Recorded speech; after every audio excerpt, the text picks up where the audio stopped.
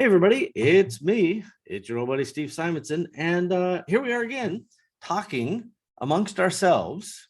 Mostly I'm doing a lot of the talking, but hopefully you're listening and finding some value from time to time in these Osmers episodes. Now, today I want to just take a quick moment. I didn't have a great deal of time today. I still don't, but I want to squeeze in because there was an announcement from the SEC that it's now diving in and investigating Amazon and some of its business practices. So you may remember back in 2020, and there's been ongoing investigations both in the United States and in Europe and in various places, but Amazon basically was hauled before Congress to give a bunch of testimony. A lot of it was in written form, and sometimes it's called discovery or whatever, but Congress said, hey, here's a bunch of questions we want to know the answer to. And Amazon replied with answers that were often innocuous, misleading. In my opinion, these are obviously just my opinions. They were often just garbage. And I get it. They want to meet their legal requirement and no more. That's what I would do in a deposition or some sort of discovery request. But in my opinion, again, that many ways they didn't meet that standard. And so even earlier, I'll come to this SEC investigation that was announced today, even earlier from this, back in 2020 process with the Judiciary Committee in the House, Amazon has been recently, I think in March of this year, 2022, the House committee has referred Amazon over to the Justice Department for obstruction investigation, basically going, you know what? The House feels that you are lying and or misleading and or obfuscating. I don't even know how to say that. They're obstructing. The word is obstructing the investigation. And regardless of what you think about Amazon, this has some issues. Now, I do want to be clear. There's a couple takeaways that I'll get to here in a minute, but I'm not taking a side that Amazon is the bad guy. I'm also not giving them a free pass on bad behavior. So two things can be true at once. Amazon can be good for the world, can be good for a third-party seller community, and they can be completely screwing over third-party sellers by unfairly using their data in a way that other retailers cannot do.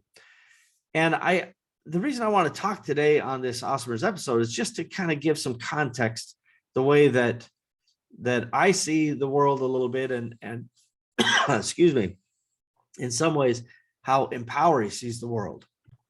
Well, some of the things that Empowery adopts are things that come from the board, and sometimes I drive those things, but for example, the Empowery position is not that Amazon needs to be broken up specifically, or Amazon needs to be beaten down, or that somehow Bezos and company is inherently bad, right? This is not some sort of evil that needs to be plucked out of the world. We think the situation is much more complex and even nuanced than that.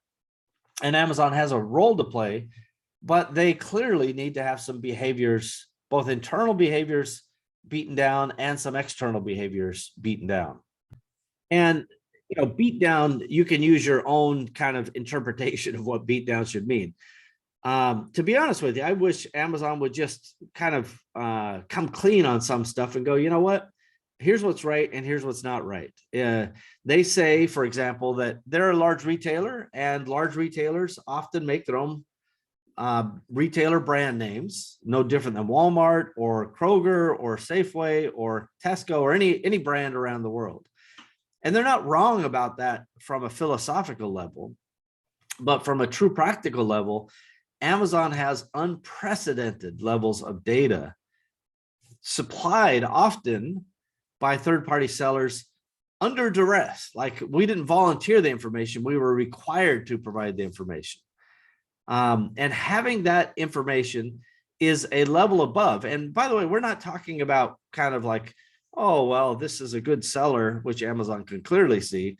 but we're talking about often supplier invoices or other shipping documentation that they may have access to throughout their network, that not only have they kind of aggregated together, but it appears, based on some internal emails and other evidence that's come forward, including past employee testimony, by the way, that contradicts Amazon's testimony. It appears that yes, the folks running the retail sales, that would be the Amazon first party selling, are driven to maximize their results. And so they're using every advantage they can, despite Amazon's claim that there are guardrails and kind of firewalls in between these businesses to prevent nefarious behavior. So this is an internal problem that Amazon needs to deal with. I don't know if that's specifically what is, what the SEC is looking at, but that's what has been reported by the Wall Street Journal. And this is an important thing from the concept of, what will Amazon do in response? I don't think we're at a point where Amazon goes, these third-party sellers are just too much hassle, we're just going to sell everything direct. Very, very low percent chance of that, in my opinion, as we speak today, because third-party sellers provide a bunch of free inventory essentially to Amazon that we actually pay FBA, and we pay, kind of their shipping network. We're kind of the underpinning for a lot of the economic magic that Amazon is able to wield, because they don't have cash tied up in millions and millions of items around the world. We do as independent third-party sellers. So we can work well together, no question about that. My position, and the position I promote at Empowery.com, is we just want a fair, level playing field, right? And this is part of the point of Empowery as a trade association, is let's make sure that our voices, are heard, and let's make sure that, we contribute to the conversation. And we have done that, by the way. We have, as we're asked whether Amazon asks us for inputs, or lawmakers or compliance regulators ask us for input, we either share directly, myself or board members or members within Empowery. We have referred more than one time to some of these types of resources to just say, here's what we believe and here's what we think should be done, in a very, I would say, kind of unbiased way. Like, we just want to do business, and we don't want the government, and we don't want Amazon, and we don't want anybody else killing our businesses. Even if it's unintentional, it doesn't matter. If you do stuff that hurts us or otherwise infringes on our ability to make money or impedes our ability to grow, or really, Amazon, there's many cases where they have rolled out brands that have put the third-party independent sellers out of business because they have a bunch of advantages on their own platform, as one might expect. Is that fair? I don't think it is. But is it something that is illegal? I don't know about that. And I don't even know if it should be illegal. Maybe we're the dumb ones as third-party sellers by selling on Amazon, giving them all the power and letting us, just be stamped out at will when Amazon says, oh, you know what? Now I want this category, right? Now, ultimately, I don't really think that. I'm being trite in some ways here, but the objective is to kind of, paint the picture. Like, what if we just had a fair, level playing field? What would that look like? And there are very clear things from the outside that would be relatively easy to do and to enforce. How Amazon polices itself, that may be more complex, but it should at least effectively say, we don't use anything. The only thing we can see is the public stuff on the front end of the website, right? That's what anybody can see, and any competitor would have access to that. Anything on the back end, their first party division should have no access to under any circumstances. That's my opinion.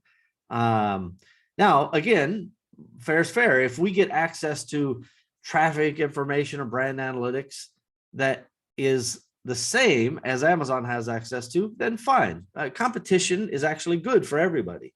We'll get smarter, we'll get better. And so, again, just fair, level playing field. Just in terms of external beatdowns, the government, the United States government in particular, is really asleep at the wheel, and Amazon is not voluntarily doing the right thing. But like they continue to allow foreign sellers in the United States to have wildly unfair advantages. Specifically, there's a large group of black cat sellers, often from China, but not exclusive to China. There are black cat sellers everywhere, but there are high concentrations in China and even Russia and some in the Eastern Europe side that have no tax basis in the United States. So they're not paying any federal taxes. They're not really doing anything when it comes to state taxes. And the states are not going to chase some person in Guangzhou for state taxes, but they will email you in Washington or Wyoming or Colorado or Florida and put the beat down on you because they know they can get their hands on you. And that's unfair. That's patently unfair. Why should foreign companies not have the same federal tax requirements and the same state tax requirements and the same compliance on product requirements, including insurance and on, customs and so forth? Why don't they have the same requirements that we do? It would be very simple for the United States government to require that, or Amazon to proactively require that. Now, I do want to give credit where credit is due, because I try to be reasonable about these things. Amazon has made some progress.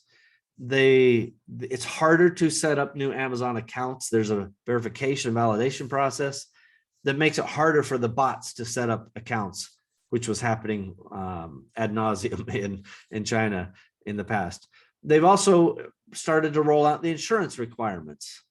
Again, feels a little late for those of us who are white hat and playing by the rules, for all these years. But better late than never, I suppose. So there are some incremental steps that are happening, but gosh, the urgency doesn't feel like it's there. And given the nature of the market and the dynamic changes in global logistics and geopolitical situations, it just seems like simple things, overtly obvious things, should be done. And nobody's really seeing it from the small guy's perspective. I just want a small seller to have the same opportunity as a big seller, or a local seller to have the same opportunity as a foreign seller. By the way, this has already been implemented reasonably well in Europe. If you don't have the proper VAT registrations, you're not selling in Europe. Even though it's more complex and there's some onerous kind of requirements for sellers, at least it puts everybody on the same playing field. People from outside of the EU can't just hop into it, regardless of where they're from, without compliance with those rules. And that's, I think, a net benefit for the consumer, and it's a net benefit for those independent businesses trying to compete on marketplaces, including Amazon. So anyway, I did want to just kind of give this brief overview. Amazon, by the way, regarding this new federal SEC investigation, basically, including the other investigations, have all said this is nonsense. You don't have any factual basis to turn us over to the Justice Department. They haven't commented on, as far as I know, on the SEC investigation yet. But the FTC is looking at them. The House is looking at them. This is just United States stuff. There's a lot of people looking into this, and as I recall, in the EU, there's the antitrust regulator there. I forget what it's called, the EC, European Commission. They're still looking at Amazon for some of the alleged third-party seller violations, or taking third-party seller data and using it against them. In some ways, the seller's greedy perspective is probably, hey, why don't you do what India did? Basically, India said, Amazon, you can't own the brands that are sold on your thing. So that was like to prevent this sort of, I suppose, problem between Amazon and third-party sellers. But Amazon has worked its way around that too, is my understanding anyway, by buying other large sellers and things like that. So, it's never a dull moment. I don't think an investigation means anything negative or anything impactful today for Amazon sellers. But I do lament and wish that Amazon would be more proactive in engaging with sellers. And Empower is happy to be a voice, and will continue to be a voice in that respect. And I hope that sellers find level playing fields. That's the mission. To be honest with you, I wish there was a really good alternative to Amazon. But that's why they have so much power, because there's not at the moment. So it does start with each of us. If we're all buying on Amazon Prime accounts instead of looking at alternatives, then we're part of the problem. So, you know, I'm actually starting to look at, I've canceled my Prime because they raised the price, and now I'm trying to see what I can get at Walmart. And I have to say, and Walmart doesn't have nearly the selection, but a lot of the stuff they have is actually cheaper than Amazon, with I would say pretty aggressive product selection. Depends on the category, of course. Groceries, the primary benefit that I've seen so far. So anyway, this is an Osmer's episode, kind of ad hoc, just talking about this new SEC investigation. And we've put up a link at empowery.com to a blog article. You can go check it out there. And listen, I wish everybody a very great day in sales. And don't forget, next week I will be in London, and we're gonna have a great time. I just finished kind of the big the takeaway, the document for the attendees of this boot camp, this masterclass. And I can tell you this, it will be a boot camp. We are going to move through some stuff normally that would take, you know, a month of kind of back and forth, and, you know, many hours of discussion and lots of time. We're going to crunch it into a 7 or 8 hour day. And it's going to be, I think, highly impactful and fun. And again, I'm a volunteer. Empower is sending me over, and I'm partnering with Scale for Etail to put on this event. So go to scaleforetail.com to find out more about that, or you can reach out to Empower, and I think it's on their schedule if you go to Empower and click on the events link. So anyway, thanks everybody. I wish you a great day. Bye-bye, everybody.